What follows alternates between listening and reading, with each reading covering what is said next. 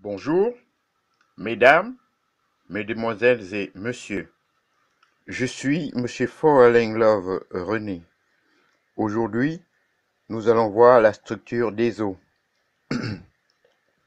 En effet, tous les os sont constitués par un tissu spécial, le tissu osseux. Nous étudierons la structure de celui-ci, puis ses variations au niveau de chaque os. 1. Le tissu osseux. Examiné au microscope, le tissu osseux apparaît formé de cellules osseuses, logées à l'intérieur d'une substance interstitielle, dure, la substance fondamentale osseuse.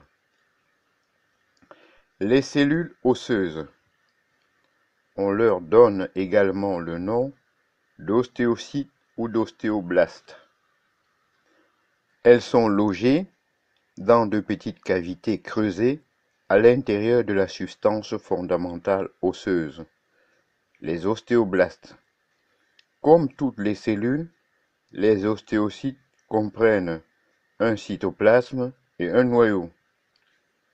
Le cytoplasme des ostéocytes émet des prolongements très fins qui unissent l'une à l'autre les cellules osseuses. Ce sont les cellules osseuses qui élaborent la substance fondamentale au sein de laquelle elles sont logées. Maintenant, nous allons voir la substance fondamentale osseuse. Fabriquée par les ostéocytes, elle est constituée d'osséines et de sels minéraux, comme nous l'avons vu précédemment. Elle est disposée en lamelles osseuses stratifiées. Les cellules élaborant la substance fondamentale en couches successives. Nous voyons maintenant la variété du tissu osseux. Selon la disposition de ces cellules et la densité plus ou moins grande de la substance fondamentale, le tissu osseux peut prendre deux aspects différents.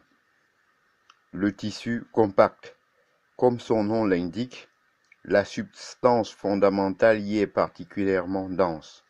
Les lamelles osseuses étroitement appliquées les unes contre les autres forment un os épais, homogène et solide.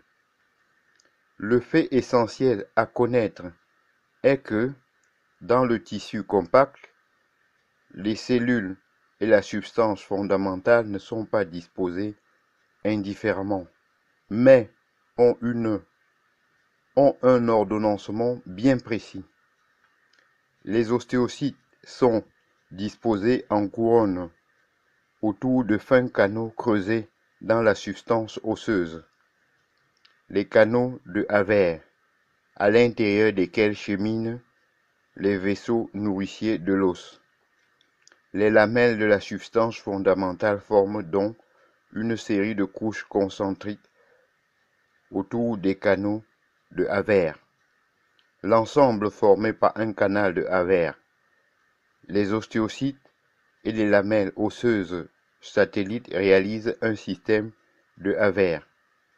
Les canaux de Havre communiquent les uns avec les autres, à la limite du tissu osseux compact.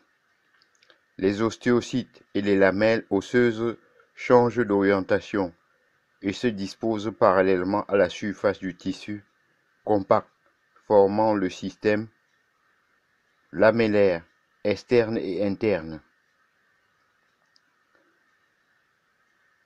Maintenant, nous allons voir le tissu spongieux. Le tissu spongieux est beaucoup moins dense et de ce fait beaucoup plus léger. On n'y trouve pas de canaux de Havre. Les lamelles osseuses sont disposées entravées entre lesquelles se trouvent limitées des cavités ou aréoles remplies par la moelle rouge, où se forment les globules du sang. La disposition en réseau des lamelles osseuses rappelle la structure de l'éponge, d'où le nom de tissu spongieux.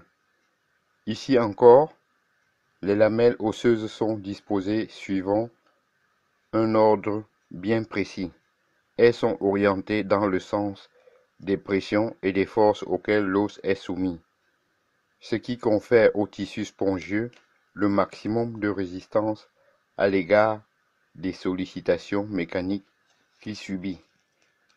Ainsi, j'en ai terminé avec le tissu osseux. Prochainement, nous verrons la structure des os longs. Je vous en remercie.